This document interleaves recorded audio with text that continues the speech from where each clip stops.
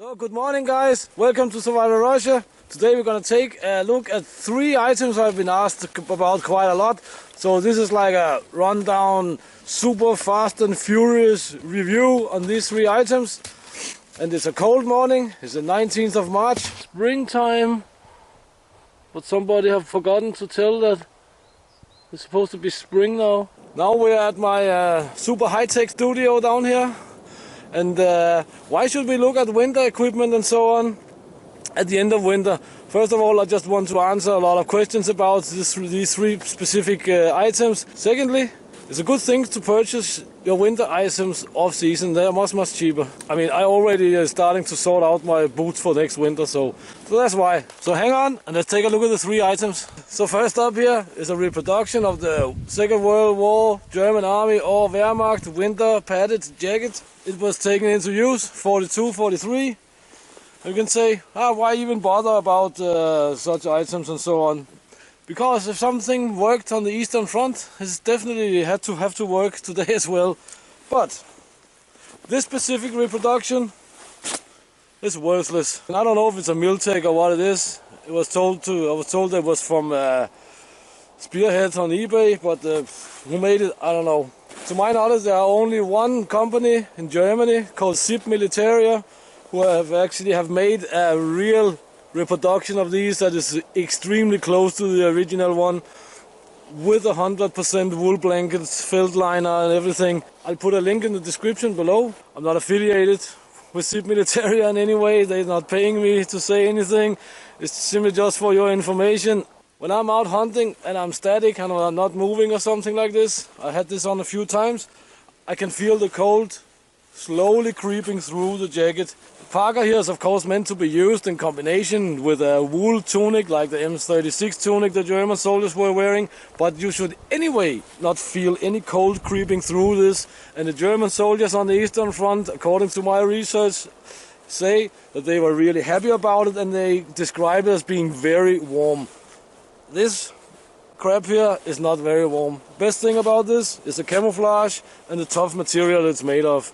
I most likely only use it for spring hunting and autumn hunting or something like this. It's too heavy for the weight. It's not worth it.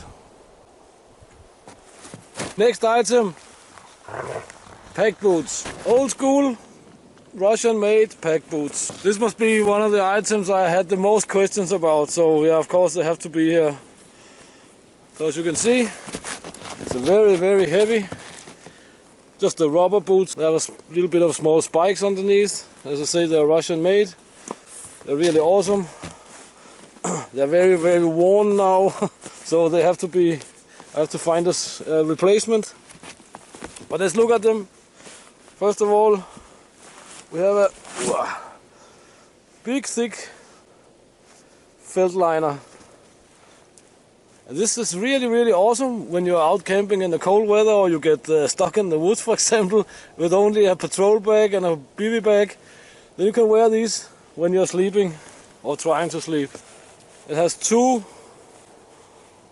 wool felt inner soles. Yes, but of course they will generate some condensation, and when it's really cold, the felt liner can almost, like in some places, freeze to the rubber outer.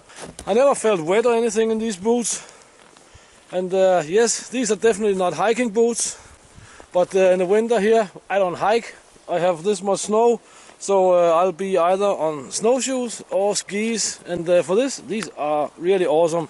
I can stand for a long time, completely static, without freezing my feet. The funny thing about these pack boots is that I can almost not tell left from right. So I had to write it on the inside.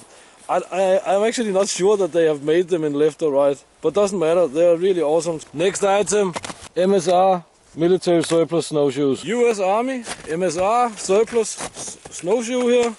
Awesome equipment. When I'm out on the Russian hunter skis, for example, I bring these with me, and they are really awesome. They fit easily on the sled or tied on the backpack and so on. They perform very well in slush and so on, I can say. They seem to be really easy to repair, even in the field. If you carry a small kit of a few bolts, nuts and washers, then it should not be any problem to repair.